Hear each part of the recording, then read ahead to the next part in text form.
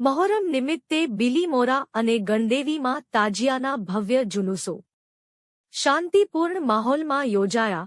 કોમી એકતા અને ભાઈચારાનો અનોખો સંદેશ.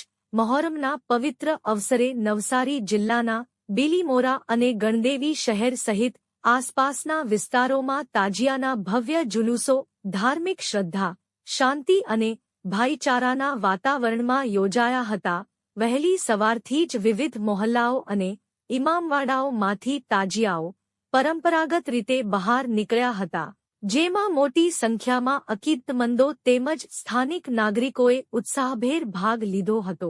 જુલુસ દરમિયાન યા હુસૈનના નારાઓ સાથે યુવકોએ માતમી ધૂન અને ધાર્મિક પરંપરાઓનું પાલન કરતા શહીદ કરબલા હઝરત ઇમામ હુસૈન અને તેમના સાથીઓની શહાદતને શ્રદ્ધાંજલિ અર્પણ કરી હતી. સમગ્ર માર્ગ પર શ્રદ્ધાળુઓમાં ગમગીની સાથે અદ્ભુત શ્રદ્ધાનો માહોલ જોવા મળ્યો હતો. બિલીમોરા અને ગણદેવીના મુખ્ય માર્ગો પરથી પસાર થયેલા તાજિયાના જુલુસોને નિહાળવા મોટી સંખ્યામાં લોકો રસ્તાઓ પર ઉમટી પડ્યા હતા.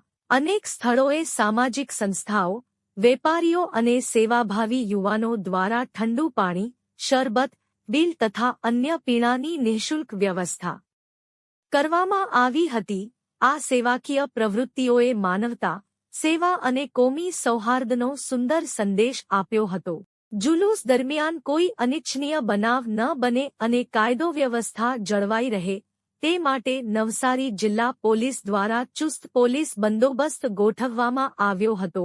વરિષ્ઠ પોલીસ અધિકારીઓના માર્ગદર્શન હેઠળ પોલીસ અધિકારીઓ અને કર્મચારીઓ સમગ્ર રૂટ પર સતત પેટ્રોલિંગ અને દેખરેખ રાખતા રહ્યા હતા. ટ્રાફિક વ્યવસ્થા પણ સુચારુ રહે તે માટે ખાસ આયોજન કરવામાં આવ્યું હતું, જેના કારણે સમગ્ર કાર્યક્રમ કોઈપણ વિક્ષેપ વિના શાંતિપૂર્ણ રીતે સંપન્ન થયો હતો. સ્થાનિક આગેવાનો અને ધાર્મિક પ્રતિનિધિઓએ જણાવ્યું હતું કે મહોરમ માત્ર શોક વ્યક્ત કરવાનો તહેવાર નથી, પરંતુ કરબલાની શહાદતમાંથી સત્ય, ન્યાય, બલિદાન, ધૈર્ય અને માનવતાના મૂલ્યોને જીવનમાં ઉતારવાનો સંદેશ આપે છે. સમાજમાં પ્રેમ, ભાઈચારો અને પરસ્પર સન્માનની ભાવના જળવાઈ રહે તે જ મહોરમનો સાચો સંદેશ હોવાનું તેમણે જણાવ્યું હતું. જુલુસના અંતે તાજિયાઓને નિર્ધારિત સ્થળોએ ધાર્મિક વિધિવિધાન સાથે પહોંચાડવામાં આવ્યા હતા.